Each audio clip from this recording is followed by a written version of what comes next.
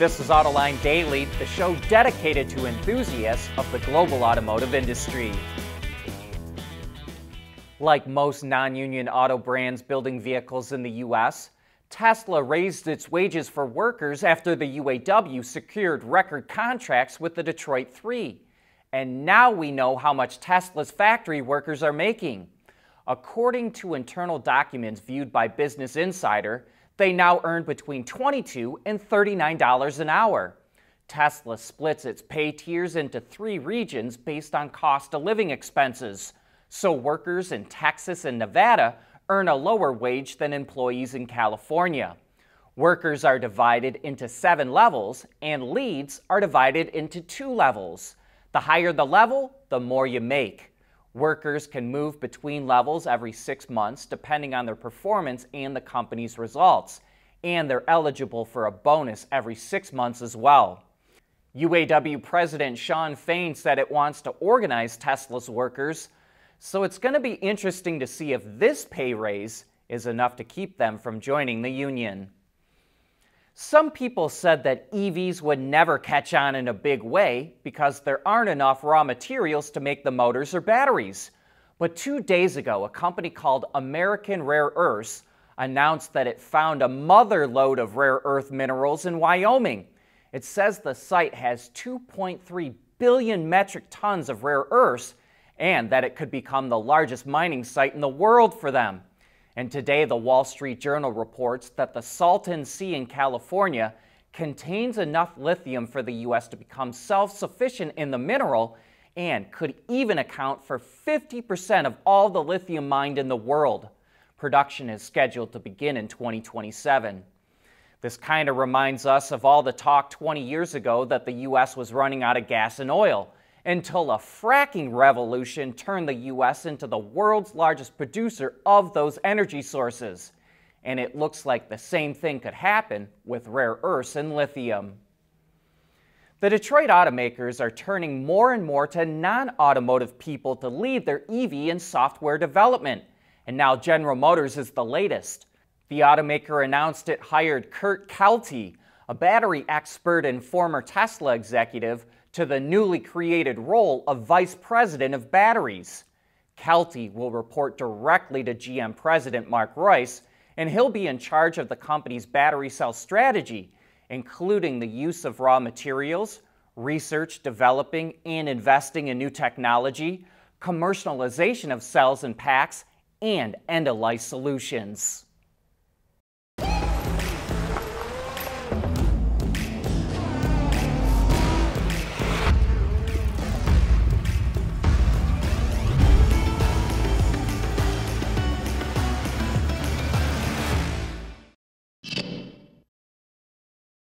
It should be becoming more clear that the auto industry is in a mad scramble to pivot to hybrids as a way to offset slowing demand for EVs. And here's a few more examples.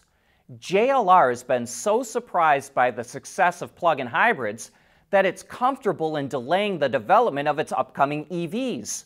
Last year in Europe, it sold over 45,000 PHEVs, an increase of nearly 70%. And so the company is working to make more plug-ins available, which could push back its EVs. CEO Adrian Mardell says, quote, "We are taking our time to make sure that we put the best vehicles we've ever developed into the marketplace." And he adds he will allow, quote, "a few more months to get to that point for its first EV, which is an all-electric version of the Range Rover SUV that's currently scheduled to launch later this year." The company calls it, quote, "the most refined Range Rover ever created," and says it has over 16,000 pre-orders for the model. And in other hybrid news, the Kia Carnival minivan is getting a hybrid powertrain for the first time ever in the U.S. The setup, which is the same in the Sportage hybrid, consists of a turbocharged 1.6-liter 4-cylinder engine mated to a 54-kilowatt electric motor and a 6-speed automatic transmission. Combined, they produce 242 horsepower and 271 pound-feet of torque. It's going to be interesting to see how this new setup sells compared to the 287 horsepower 3.5-liter V6, which is a carryover from before. Also new for the 2025 model year are a few styling tweaks, most notably the headlight design, as well as several tech and safety upgrades. Sales of the new Carnival are expected to start this summer. Toyota and Nissan are headed in completely opposite directions, at least on the Nikkei Stock Exchange. Yesterday, Nissan stock posted its biggest drop in 20 years. The stock fell nearly 12%, wiping out $1.8 billion in market value. Investors were spooked by Nissan missing its earnings guidance and by sinking sales in China, which only 2 years ago was Nissan's largest market. Meanwhile, Toyota just seems to be going from strength to strength. Yesterday, it set a record for the Tokyo Stock Exchange when its market cap hit 50 trillion yen. That's $354 billion. Investors love the fact that Toyota's on track to post an all-time record profit when its fiscal year wraps up at the end of March. J.D. Power released its vehicle dependability study, which we like to follow because it tracks quality problems after 3 years of ownership. Lexus and Toyota top the list, followed by Buick, Chevrolet, and Mini. At the bottom of the list in descending order were Lincoln, Volkswagen, Land Rover, Audi, and Chrysler in dead last place. J.D. Power ranks Tesla separately from the rest because it doesn't get the same amount of data on them as it does the others. But based on what it does get, it puts Tesla close to the bottom between Lincoln and Volkswagen. EV charging network Electrify America is trying to make the charging experience more convenient and comfortable. The company just opened its first public indoor charging station in San Francisco. It features 20 fast chargers that provide up to 350 kilowatts of power. The station has a temperature-controlled lounge area with food and beverage vending machines, complimentary Wi-Fi, and bathrooms. And the station is open 24/7 with round-the-clock monitoring and security. Electrify America says it plans to open similar stations in large metro areas across the U.S. Volkswagen sales in China have tumbled by about 1 million units over the last 4 years.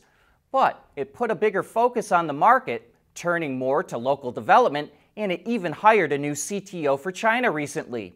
And it looks like those efforts could be starting to pay off. According to figures released by the China Passenger Car Association, Volkswagen was the #1 selling brand in China last month, even topping BYD. It sold just under 210,000 vehicles, an increase of 41.5% compared to last year, and ahead of second-place BYD, who sold a little over 191,000 vehicles. But it still has to play catch-up in the EV segment. VW ranked number 6 on that list in January. And that brings us to the end of today's show. Thanks for making Autoline a part of your day, and I hope that you have a great weekend.